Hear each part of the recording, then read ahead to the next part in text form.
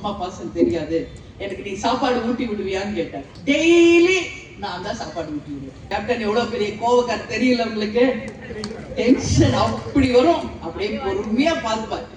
அதனாலதான் அவர் அறியாம ஒரு வார்த்தையை சொல்லியிருக்கார் பேட்டியில. பாக்குறப்ப எனக்கே கண்ணுல தண்ணி வருது. என் மனைவி நிழல் சக்தி இல்லை, நிஜ சக்தி. அவ என் மனைவி மட்டும் இல்லை, என்னுடைய தாய் அப்படின்னு அவர் பேட்டி கொடுத்ததுல எனக்கு தெரியாது. இப்ப நான் யூடியூப்ல பாக்குறப்போ அப்படி அழுகிறேன் டெய்லி வீட்டுல. ஏன்னா அவர் அவ்வளவு சீக்கிரமா யாரையும் பாராட்ட மாட்டாருங்க. கட்சிக்காரங்களுக்கு தெரியும், தப்புனா தட்டி கேட்பாங்க. அப்போ அவர் மனசுல அவ்வளோ ஒரு விஷயம் இறங்கி இருக்குன்றத நான் பாக்குறேன். அப்போ அவருக்கு அம்மா இல்ல, ஒரு வயசுல இறந்துட்டாங்க கேப்டனோட அம்மா. அதனால அம்மா பாசமே தெரியாது கேப்டனுக்கு.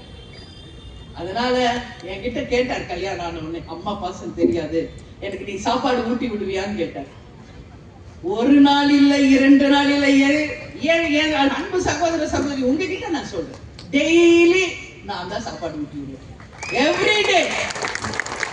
எவ்ரிடே நைட்டு ஷூட்டிங் முடிச்சு மிட் நைட் தான் வருவார்.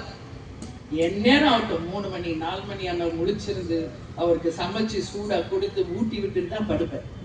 மார்னிங் எப்பனாலும் ஷூட்டிங்ல இருந்தா அவர் சாப்பிட்டுக்குவார், அவுட்டோர்ல இருந்தா அவர் சாப்பிடுவார்.